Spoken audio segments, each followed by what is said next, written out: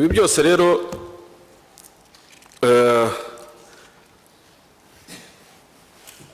byaje kugaragara ko ikibazo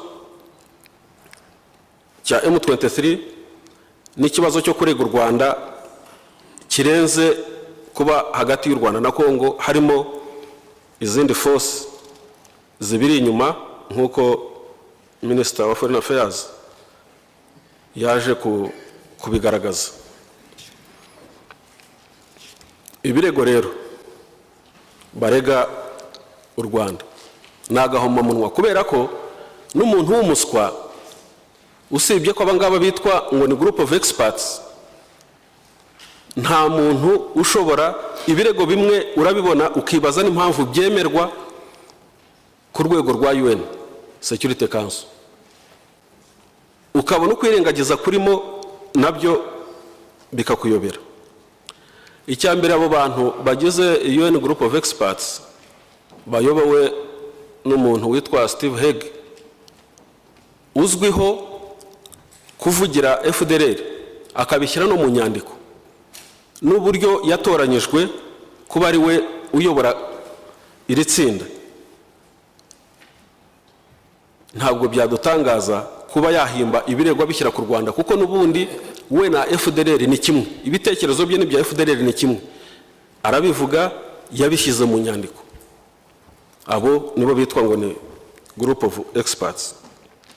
Reka nje mu birego bwite.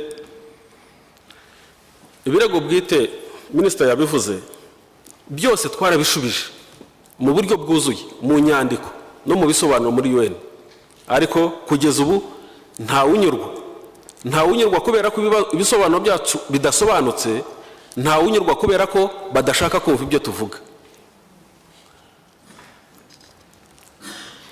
Ndagenda ntoranyamo ibirego bimwe na bimwe.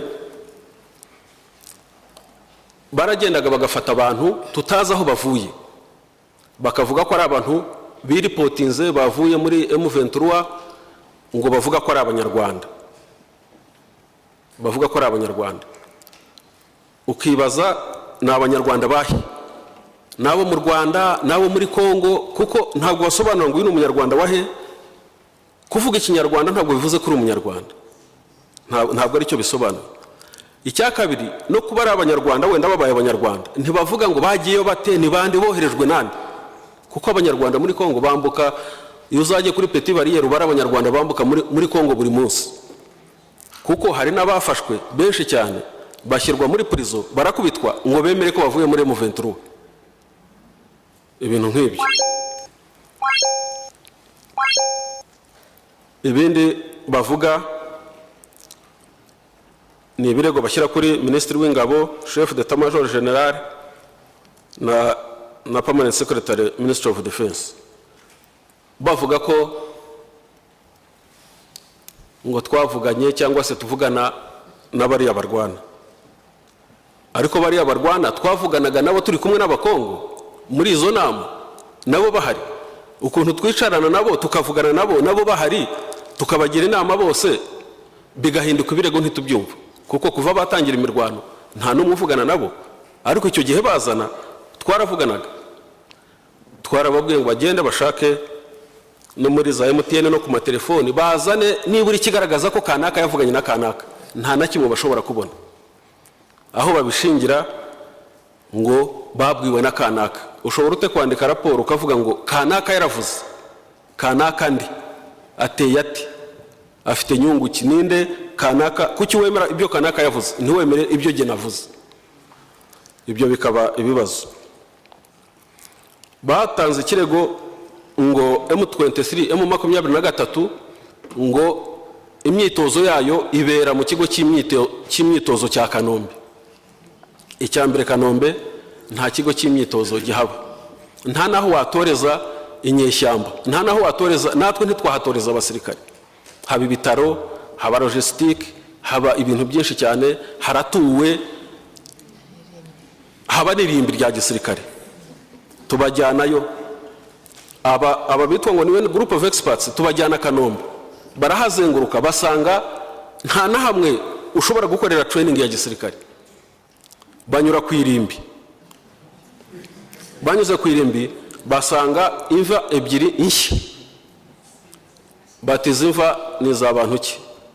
Tubabwira ko hari umusirikare wacu Sergeant Tubanambaze Jean waguye Darfur, Jean Claude waguye Darfur itariki 27 z'ukwa gatandatu, n'undi waguye South Sudan. Tuti nibo bashyinguye hano. Bagiye bavuye aho bandika raporo ko babonye imva nshya zishyinguwemo abantu baguye ko ingabo z'u Rwanda zaguye Congo. Ibyo se wabisobanura gute? Umbwira uko wasobanura ibyo ngibyo. Umusirikare wacu yarapfuye, arazwi, ashyinguwe hariya, n'izina rye ryanditseho ku musaraba, azwi ko yari Darfur, undi ari South Sudan, bakagenda bakandika raporo ngo yaguye ibonagana. Ni bene ibyo birego. Bazana ibindi birego birimo amafoto y'imbunda na za uniform bazitirira ngo ni ibya RDF, ngo babibonanye M23. None se M23 yose yambaye uniform za RDF, zanditseho RDF ko twambara uniform ni darapo n'iki byose? Ese uniform yabo imwe cyangwa ebyiri twese ko dukorana n'abanyekongo ya special force yacu y'abanyekongo y'abanyarwanda n'abanyekongo muri Rucuro? Iri Rucuro yambaraga uniform y'abanyekongo, ntabwo twambaraga uniform zacu. Uko abacu bambaraga iz'abanyekongo ni nako abanyekongo bambara izacu. No muri umujya wetu abanyekongo twabahaye uniform, nabo n'abacu bakabaha uniform bitewe naho bagiye cooperating. Tubereka ko ibyo bya uniform imwe wabonye ngwisani yacu, kuko na uniform zose zirasa. Twese tugura mu Bushinwa, abakongo bagura mu Bushinwa, u Rwanda rugura mu Bushinwa. N'ubu M23 muri iyi minsi niba mwarabonye amateleviziyo, twumvise ko yaguze uniform mu Bushinwa, aho Kongo igura aho u Rwanda rugura. Kera twaguraga muri Utex rwa twarabihagaritse kuko baduhenda. Ibyo bya uniform nabyo ugasashaka umuntu ufite ubwenge, kuko umuntu ufite ubwenge ushobora gukora investigation agacukumbura ukibaza ibyo ari byo bikakuyobera. Baza kurega gutanga ibirego ngo General Jack Nziza ngo yavuye muri Ministeri y'Ingabo ngo yimukira i Musanze mu Kinigi, ngo niwe yashyize eta majoro yo kuyobora urugamba rwa M23. Icyambere permanent secretary ntayobora urugamba mu ngabo zifite na chef d'etat major bangahe babishinzwe. Ibyo baje kubitubaza, permanent secretary aragenda, kuko abantu binjira muri Ministeri y'Ingabo buri munsi barandikwa, abereka guhera mu kwa kane buri munsi abantu bamusuye harimo n'abazungu. N'inama yakoresheje buri munsi urupapuro arushyira aha, abereka ko buri munsi yari muri Ministeri y'Ingabo, kuko buri munsi nta muntu utamusura, nta n'inama adakoresha. Tuti se umuntu yaba ari aha akaba ari n'ahandi mu gihe kimwe? Ibyo byose babirengaho, bandika raporo yabo ngo barashinja. Baza kurega Lieutenant Colonel witwa Gakumba Jomba, umwarimu muri Gako wigisha company commanders course. Ibi byo nagahoma munwa, kubera ko umugore umwe, niba ari umukobwa n'ari umugore simbizi, witwa Maria, yashatse umuntu w'inshuti ya Colonel Gakumba Jomba, ati ndashaka ngo unjyane unyereke aho Jomba ari. Ati ndahaza, atariga ko arigisha. Baramuhamagara kuri telefone, bajyaga ko baramusura, arabasengerera, arabakira. Arangije bagiye, Maria amushyira muri raporo ko ari Bunagana arimo kurwanira M23. Jomba Gakumba yerekana amasomo, kuko iyo wigisha utegura amasomo ukanayigisha bikandikwa no mu gitabo abo wigishije. Guhera mu kwezi kwa kane kugeza uyu munsi amasomo yigishaga umunsi ku munsi, ari mu field, ari mu class. Ibyo byose barabyirengagiza. Ikindi kirego ngo n'imbunda babonanye M23 ngo zirimo imbunda yitwa 75mm recoils, ngo itaba mu ngabo, itagirwa ari ingabo za FARDC. Aka nako nagahamo mu, kubera ko muri raporo y'ibihumbi 2008 muri raporo y'ibihumbi 2008 UN Group of Experts yari yarasohoye raporo ivuga ko CNDP yateye ikigo cya Rumangabo igakuramo imbunda nyinshi zirimo na 75 mm recoilless. Noneho muri raporo iza kurega ko yabonye 75 mm recoilless ngo kandi itaba muri FARDC, kandi yari yaratanze raporo ivuga ko CNDP yari yarazikuye Rumangabo. Ukibaza niba buri mbunda yose ya 75 mm recoilless igomba kuva no mu Rwanda, kuko nta nubwo tuzikora, uretse ko tutanazigira, nta nizo tugikoresha. Ibyo nabyo bikakuyobera. Haza kuza noneho ikirego cya Rurangiza. Haza umukapiteni ngo bafashe witwa ngo ni RDF, amazina ye ngo ni Captain Sadat Janvier. Sadat Janvier ngo bamufatiye mu bice bya Rucuro, ngo ni ofisiye wa RDF, bamujyana Goma, baramubaza, bandika raporo ko ari umusirikare wa RDF. Iyo raporo nayo ibikirego. Tuza gukurikirana dusanga RDF nta musirikare tugira witwa Captain Sadat Janvier, ntawe tugira n'umwe, nabo tugira nta n'umwe rugira ujya Rucuro cyangwa Bunagana. Turakurikirana ubwacu ndetse tubifashijemo n'inzego za Congo ubwabo z'abasirikare babo. Tuza gusanga uyu Captain Janvier Sadat baturega ari ofisiye wa FARDC, ingabo za Congo, ufite identity card number 16694208920 mu ngabo za FARDC, ubarirwa muri kompanyi yitwa Sikoyi muri batayo ya mbere ya regiment ya 807, ari umusirikare wa FARDC. Bamwita umusirikare w'u Rwanda, bamushyira muri raporo, baramuturega. Ibi bimenyetso byose bigaragaza ko ari umusirikare wa Congo. Ubwo se ibyo birego nk'ibyo n'izi mpuguke za Group of Experts, icyo cyonyine ibyo twagiye tuvuga ni iki n'ibindi byose, ibi bibagira impuguke, bituma raporo yabo nyine yemerwa nka raporo y'aba expert. Ubwo expert bwabo buremewe. Ukibaza impamvu yo kugerageza guhimba n'ibidahimbika, ukanabihimba nabi, uri bufatwe ugafatirwa mu cyuho ukabyitirira u Rwanda. Bati turabarega ko mu mirwano ya Bunagana abantu bumvise abasirikare baharwanye bavuga Icyongereza.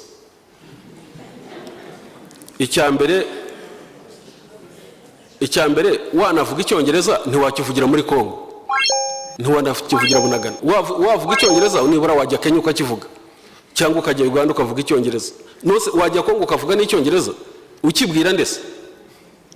Usibye ko n'abasirikare bacu badakoresha Icyongereza, abasirikare bacu bakoresha Ikinyarwanda. Na senior officers bacu benshi nta n'Icyongereza bazi, nta nubwo command language yacu ari Icyongereza. Ariko noneho murebe contradiction muri ibi birego byavuba ejo bundi, mwabyumvise no kuri BBC.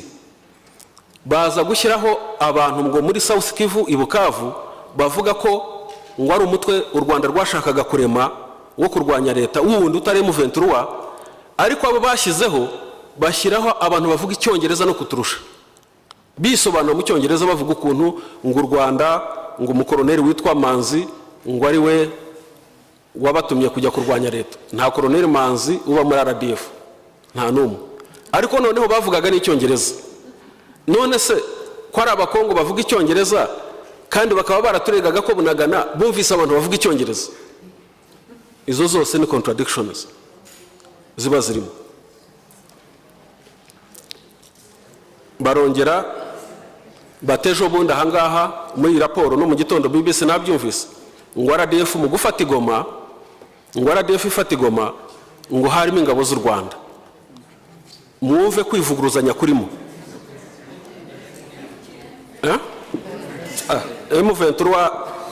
M23 ifata Goma ngo harimo RDF. Ariko niba mwarakurikiye amakuru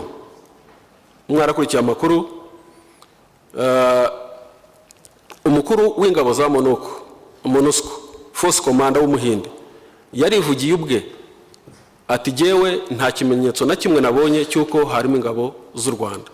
Ati icyo nabonye gusa nuko M23 ifite ubushobozi buhambaye mu mirwano, ari speed, ari violence, ari tactique, ari uko barasa, ari uko barwana, ari bake.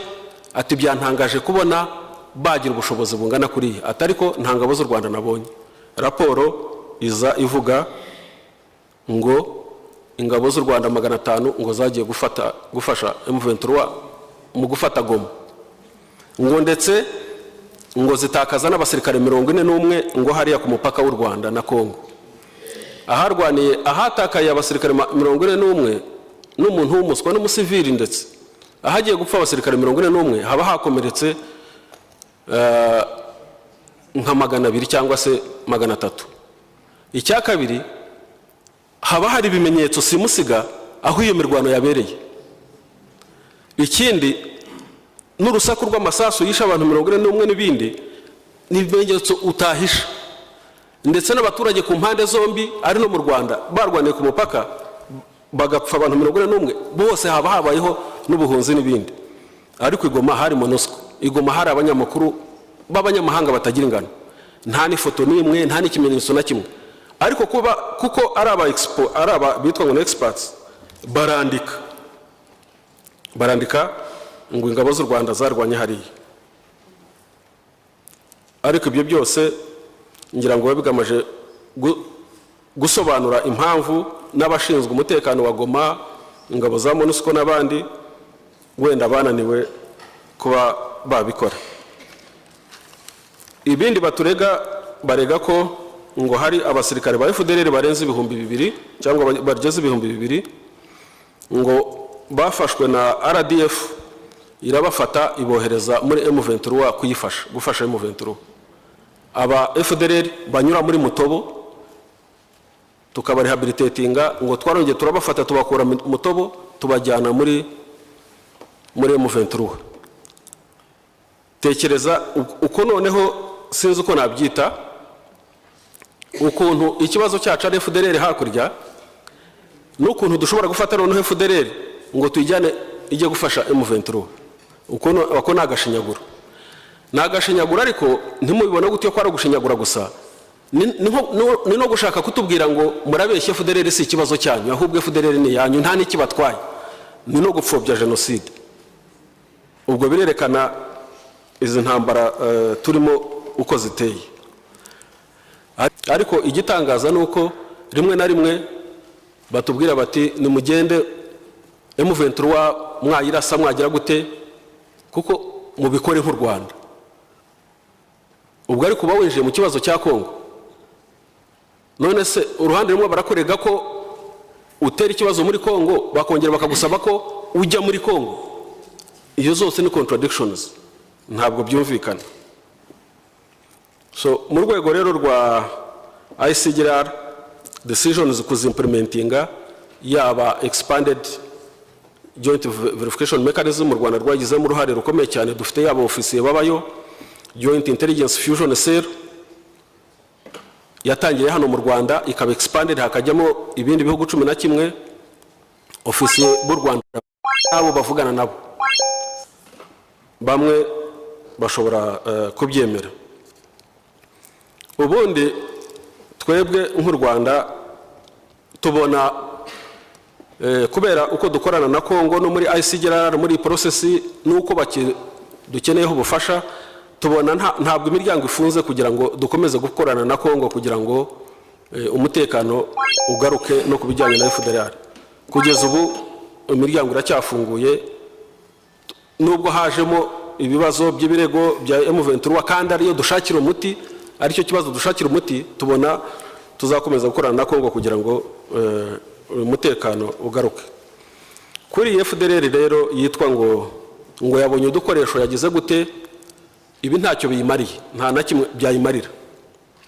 Ari naho mvugira ko twebwe FDLR impamvu twahisemo kuva muri Congo tugafunga imipaka yacu tukayitegereza tugakorana na Congo, twe ubundi mu buryo bwa gisirikare icyaka tworohe nuko FDLR yaza, ariko ikaza yose ntagira usigara yo kugira ngo be kujya badutesha umutwe.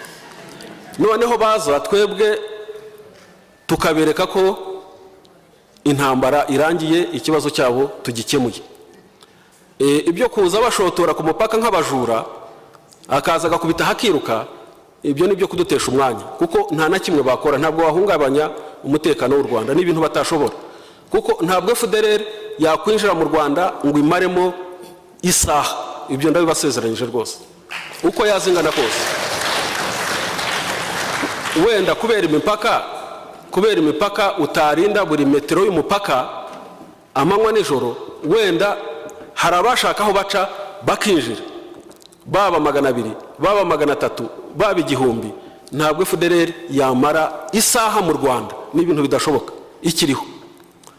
Ibyo rero niyo mpamvu bitadutera impungenge. Icyo twanga gusa, icyo twanga ni ukuduhoza ku nkeke, ngaho 2 binjiye bateye grenade, 3 binjiye bateye grenade aha, binjiye barasha umuntu aha basubiyeyo, barasha umugaride barirutse, ntibazafata ahantu ngo bahamare umwanya, ntibazagira iki. Icyo nicyo turimo kwigira, twafatiye ingamba kugira ngo n'ibyo byo kwinjira by'ubutero shuma bakinjira nabyo bataba babishobora. Kandi ndizera ko no mu bufatanye dufitanye n'abaturage n'inzego zose z'umutekano nabyo biraza kubananira nk'uko byakomeje kubananira. Inkunga rero dusaba abanyakubahwa abadepite, nuko icyambere no kugira ngo iki kibazo mucyumve, mwumve n'ukuri kwacyo, mwumve ukuri kwacyo. Icya kabiri ni ukugira ngo namwe n'umusesengura mukamenya ukuri kwacyo mu nzira, muri mechanism z'inteko musanzwe mufite, haba mu karere cyangwa ku international community, namwe mube mwagisobanura cyangwa se mwakigira icyanyu mukagisobanura. Ikindi, kubera ko muri abavugizi b'abanyarwanda no gusobanurira abanyarwanda iki kibazo uko giteye nabyo ni ngombwa. Murakoze cyane.